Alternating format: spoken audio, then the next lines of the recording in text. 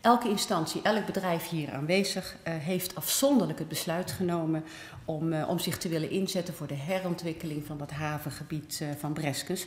Waarom? Natuurlijk omdat dat een plek met potentie is, een plek met mogelijkheden, waar je recreatief gebruik hebt, maar ook die lokale meerwaarde die het gaat bieden voor Breskens, maar ook voor de hele omgeving, voor Zeeuws-Vlaanderen en voor Zeeland.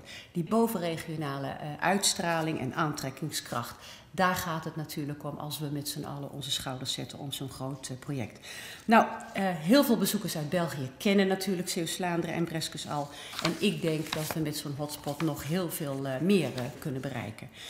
We hebben als doel gesteld, en dat staat ook in de intentieovereenkomst, gezamenlijk, integraal en op elkaar afgestemd ontwikkelen tot een recreatieve hotspot met duidelijke toeristische aantrekkingskracht en met behoud en versterking van de sfeer en de karakteristieke eigenschappen van Breskens als jacht- en als vissershaven.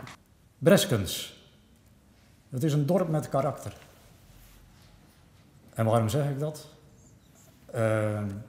We moeten er naar streven en dat is ook daarnet al gepasseerd. We moeten het karakter behouden. We moeten de sterke elementen behouden. Jachthaven, visserij, dat is belangrijk. Recreatieve sector, recreatieve impulsen. En wij werken daar graag als eigenaar van redelijk wat bedrijfsloodsen in het havengebied aan mee. We faciliteren dat graag. De afgelopen jaren is er ook al heel veel opgeknapt in Breskens. Positief. Ik denk aan het Spuitplein, Oranjeplein, de looplijn van de promenade naar de jachthaven. En zeer recentelijk hebben we nog een dijkverhoging gezien. Noodzakelijk natuurlijk, maar toch is die ook nog netjes op zijn plaats gekomen met wat glazen wandjes erop, verlichting erop. Alles wordt langzaamaan opgeknapt. En dan is het jammer dat we nog met al die oude zooi, zal ik het maar zeggen, in het havengebied zitten. En daar moet wat aan gebeuren. En nogmaals, we faciliteren daar graag in.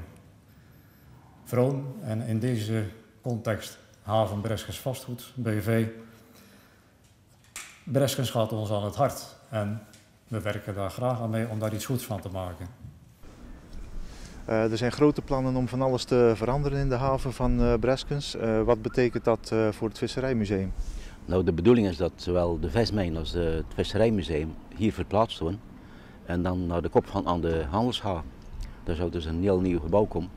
Visserijkspiens, vismijn, Visserijmuseum. En eventueel dus ook nog een gebouw voor de KNRM, een bemanningsverblijf. En wat gaat er met deze gebouwen gebeuren? Die zullen afgebroken worden. En de bedoeling is dan hier appartementen te bouwen. De inwoners gaan daarvan merken dat de haven wordt opgeknapt, dat al het achterstallige wat er nu is, zeg maar, een nieuwe aanzien krijgt in de zin van ontwikkeling in enerzijds verplaatsing van de jachthaven, verplaatsing van de visserij, verplaatsing van het visserijmuseum, anderzijds bebouwing als het gaat om appartementen, bebouwing voor recreatie en toerisme. Kortom, alles wordt daarin meegenomen en ja, als het goed is moet daar het dorp bij welvaren.